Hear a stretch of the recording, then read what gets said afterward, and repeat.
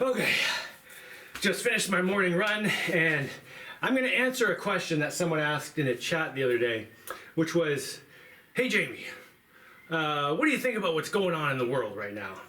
And that question has a lot of, that's kind of a vague question. Like that could be like 40 videos worth of stuff. And maybe they had some specific things in mind, but right now I'm just going to answer the big question of like, what is wrong?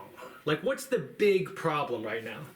And the short answer to the question of what is wrong with the world right now is that there are way too many people taking value from the world and not putting it back in, or taking more value than they put in. And that's the short answer. Okay, now here's the bigger answer. So just to be alive, we have to consume valuable stuff, right? We have to breathe, we have to eat, we need to stay warm, or if you're in the tropics, you might have to stay cool, whatever. We need some kind of shelter. Like, we use all kinds of stuff just to be alive, right? Now, to justify your existence, you should be putting back into the world at least as much value as you consume. Unfortunately, it's become kind of cool to focus completely on how much you can take from the world and never think about what you can put back.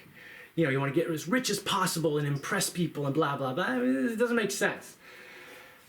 So anyway, people are always consuming this value. Now, luckily for us, we've got this thing up in the sky right there. This big fusion reactor called the sun. And it's spitting all this energy out, and we're locked in orbit around the sun, so our planet absorbs a bunch of this energy. I mean, a minuscule amount of this energy, but to us it's a lot.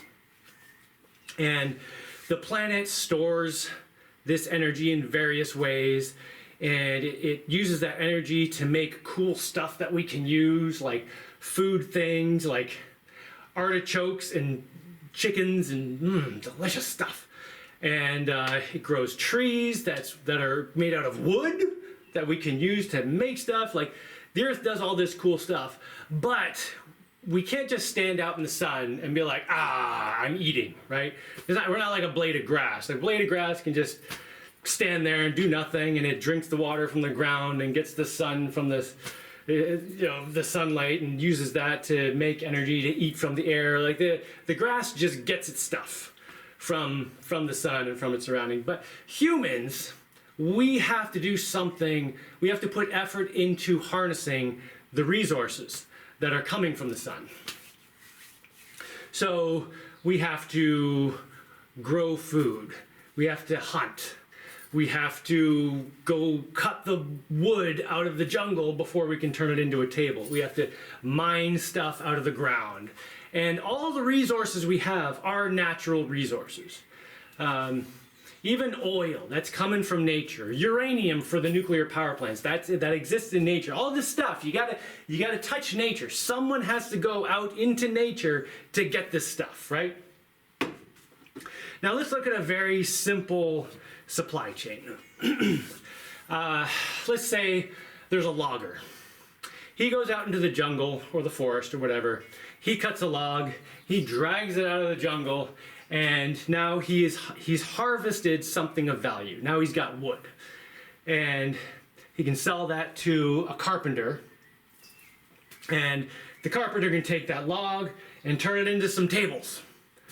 And then he can sell those tables to some people who now have some nice tables that they can use for the next 100 years, presuming the carpenter did a good job.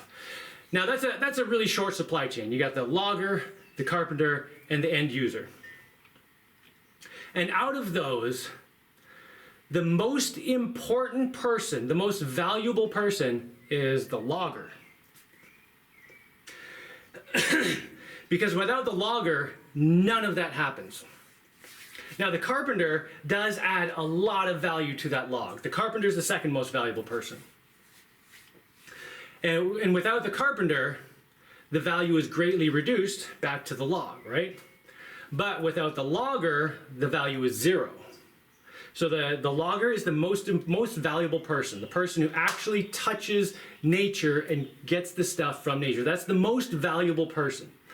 Then the person who processes it is the next most valuable person. They're also very important, but the most important person is the one most directly connected to the nature. And then the further down the chain you go, the less important you get. Now that's a pretty simple supply chain. And you can actually have a more simple supply chain, which is just like, this is something I love to do. Like, one guy goes out into the jungle, gets some wood, brings it home, turns it into like a stairway. And the one person just does it all. That's a really cool feeling to do that. I love doing that. If you've never done that, like harvested something from nature, turned it into something usable, and then used it, oh, you should totally, it's a really good experience. Anyway, so logger, carpenter, end user is a pretty good supply chain. Nice and efficient, no one's screwing around, no middlemen taking a cut. That works pretty well, right? But then you get people who don't really want to do any work. So you get some guy who's like, hey, I'm gonna make a store. I'm not even gonna make it, I'm just gonna hire other people to make the store for me. And then, once I have this store, and we'll call it Awesome Mart. Yeah, it's called Awesome Mart because it's awesome, based on nothing, but we're just gonna call it Awesome Mart. There's gonna be a giant sign that says Awesome Mart. And we're gonna put up flyers everywhere that say Awesome Mart is the best. And then the guy at Awesome Mart is gonna go around to the carpenters and say, hey, I'll buy all your tables for half price. Half price, I'll buy them all. Now, the good carpenters are gonna say, why would I do that? I already have a backlog of people trying to get me to make them stuff. I don't need to sell stuff for half price. I can barely make stuff as fast as people are buying it at the price it is right now. So no. But then the guy asks a crappy carpenter. And this crappy carpenter's like, you'll buy my tables for half price? Oh, hallelujah, because I've got like 50 tables here that no one will buy because they're garbage. Ooh, ooh. And the guy at the store is like, nah, don't worry about it, it's fine. Doesn't matter if your tables are garbage, we can sell them. And the guy's like, what? Awesome. So the store hires all the crappiest carpenters who make the worst tables. Buys them all. And they also get the worst chairs and the worst ottomans and couches. They get all the worst furniture and all the cheapest stuff and pack it into their store. And then they start sending out flyers and advertisements and doing all this stuff saying, oh, come down to Awesome Mart. We've got everything under one roof. Everything you could want. Highest quality ever. Highest quality, highest quality, highest quality. Which is complete bullcrap. And you don't even have to wait. Come down. We've got everything in stock. Come down today. Take it home today. We'll even give you financing, which is going to cost you extra, of course, but you don't have to pay right now. And they get people all excited. And they go down, and they're like, we can get this table right now. Yay! And it's cheaper than we get it at the carpenter guys, and we don't have to wait a month to get it. Oh, let's get it, and we take it home. Now they get the table home, and it seems pretty good, but it only lasts like 2 or 3 years. Whereas the table they are getting from the carpenter, the good carpenter, that's a table that's gonna last a century. So this guy who's running the store, what has he done? He has reduced the quality of everything that everyone's getting. He's increased not the price, but the cost. The price of one table is lower, but you have to keep buying one. You're gonna have to buy 30 of these tables over the next 100 years instead of just buying the one time, which means you're paying over the course of 100 years 10 to 20 times what you would have paid. So everyone's getting lower quality at higher cost. The carpenters are making less money. The carpenters are also less satisfied because they're making garbage. Now they just got to whip out this assembly line of garbage. All the carpenters who are doing a good job are having more difficulty because they're having a harder time selling their stuff because they can't compete with the marketing campaigns of this store. Meanwhile, this guy at the store who's got all these investors, and the investors, they only care about profits. They don't care about quality or any of this other stuff all this other value that's disappearing and going down the toilet. They just need profits. So the guy at the store is pressuring the carpenters to make more tables because people are buying these things like crazy because they buy it, 2 years later it's broken, they got to buy another one. So now suddenly people are buying 30 times as many tables as they did before, just going through them, which means the logger has to go in there and start cutting out trees like crazy, and the store guy is just like, hey, carpenter, we need more trees. And the good carpenter is like, no, you can't take more trees, the forest can't handle it.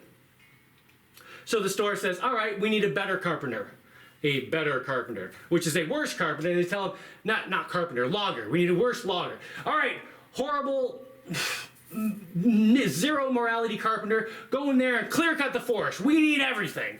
And so the forest gets clear cut. And this is how, farms get over harvested, and they destroy the soil. Mines get just tearing down whole mountains worth of coal. This is how just everything gets just totally pulverized. Just in the name of profits, while throwing away all of this value. So, and everyone in this chain beyond that is only taking value out of the system. So this guy who's running the store and all the investors and all the people who have to do with that, all these middlemen, all they're doing is sucking value out of the system. The only people adding value to the system are the logger and the carpenter.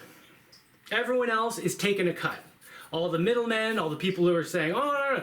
And then, to make it even worse, those people who are all taking a cut, because they're not busy, because they're just sitting around in offices, while the logger and the carpenters are busy trying to figure out how to do a good job in this environment and try to make things work and keep quality and keep value. They're so busy doing that they can't deal with all this crap. But these guys who are just getting rich off this crap, they're sitting around with all kinds of time, so they come up with ideas like, hey, Governor What's-Your-Face, who are good friends with me, here's $10,000 that no one knows about. Could you make a regulation to, help out the little guy? Wink, wink, nudge, nudge. And so they come up with this plan where they advertise it as, we're gonna help those carpenters who are really struggling and those loggers, the small businesses. We're gonna help out those small businesses. We're gonna, they've been kind of getting overrun by the big box stores, and we're gonna regulate and help them out. So they come up with this regulation that says, all right, everyone has to fill out this form that declares that they are a responsible organization. And everyone has to fill out this form in order to be able to sell their goods. If you don't fill out this form, you cannot sell your goods. Oh, and by the way, there's a $2,000 fee that goes with this form, and you need a lawyer to fill it out. So the big box store is like, bam, yes, that is what we want. The big box store, they've already got lawyers, $2,000 to them, that's nothing. So they take it, throw it at the lawyers, hey, fill this in, send it back, and there you go. The guys in the government are like, yeah, man, we're making money from this regulation. Every form we get, $2,000, nice. The lawyers are excited, they're like, ha ha ha ha, extracting value from the world while adding no value, ha ha ha ha. And then the carpenter and the logger, the one-man operations, or maybe little family operations. Maybe it's this like the mom and pop farm or little corner store or whatever it is, whatever little business.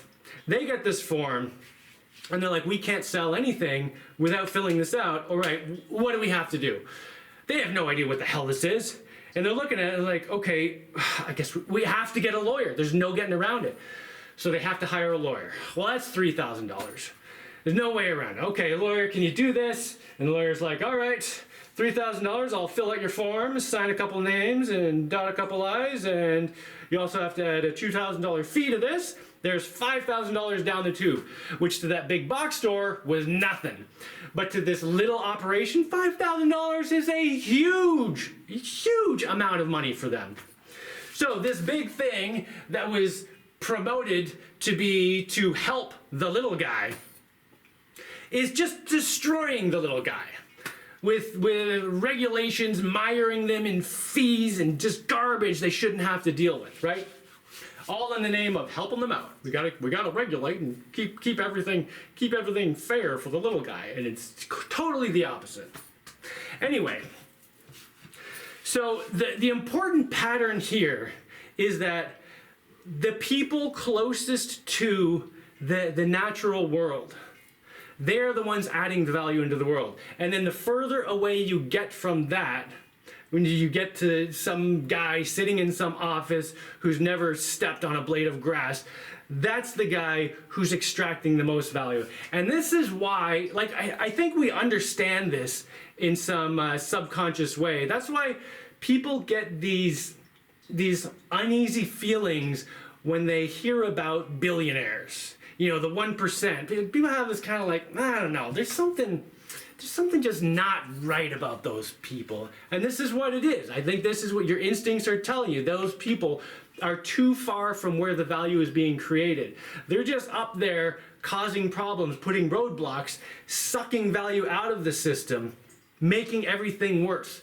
Because the clear cutting is not because of the logger. It's because of the person making it so the only option is to clear cut. And all the responsible loggers, they're not doing it. So the people up in the office just find someone who will. Anyway, so it's a very simple equation when you really just lay it out. You know, over here you've got nature, over here everything gets further and further from nature.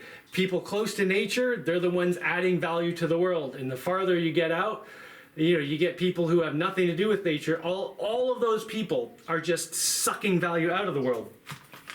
And what does everyone want to be today? Well, every time I hear a woman say, you know, I want a guy who's 6 feet tall, has got a six-pack, and is in finance. Like, this is what men hear all the time. So it's encouraging all these guys to get into finance, which is so far from the natural world, so far from what is creating value in the world.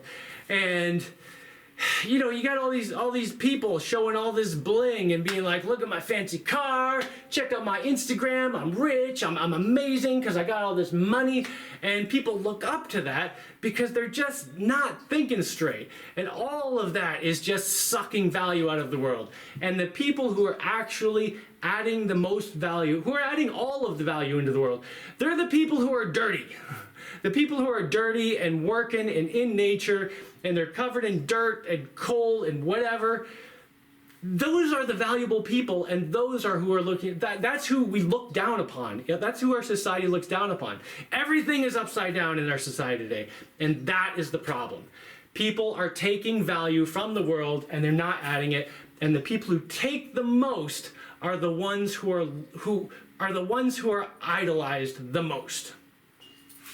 All right, let's leave this on a positive note. So what's something you can do about this? In a lot of places, it's possible to buy food directly from a farm. Through a farm share, or maybe they have a farm stand, or maybe you just go to the farm at certain times and then they'll sell you stuff. And you can get better food, cheaper, blah, blah, blah. Now, people's main objection to this is that, well, you gotta go investigate and find out about it, and then it's just inconvenient to have to go to the farm, which is out of my way, and it's time-consuming. You know what's inconvenient and time-consuming? Diabetes. So get off your butt, put a little effort in, get involved in your community, go meet some farmers, buy some food directly.